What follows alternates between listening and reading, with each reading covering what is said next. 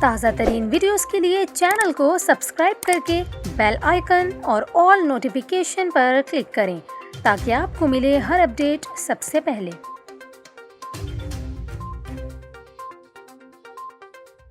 اور یہاں پر آپ کو اہم خبر دیں، حکومت سندھ نے کراچی میں گھر گھر جا کر شہریوں کو کورونا ویکسین لگانے کا اعلان کر دیا۔ موبائل ویکسینیشن وین کا افتتاح کرتے ہوئے ترجمان سندھ حکومت مرتضی وہاب نے کہا کل سے کراچی کے ایک ضلع میں موبائل ویکسینیشن شروع کر دیں گے۔ انہوں نے کہا کوشش ہے تمام اضلاع میں موبائل ویکسینیشن شروع کر دیں۔ موبائل ویکسینیشن سے شہریوں کو مزید آسانی ہوگی۔ آپ کو یہاں یہ بھی بتائیں، ترجمان حکومت سندھ نے کراچی کے شہریوں کا شکریہ ادا کرتے ہوئے کہا گزشتہ کئی روز سے کورونا ویکسین لگوانے والوں کی تعداد میں اضافہ دیکھنے میں آ رہا ہے اور 1 اگست کو سندھ میں 2,11,000 افراد نے ویکسینیشن کروائی۔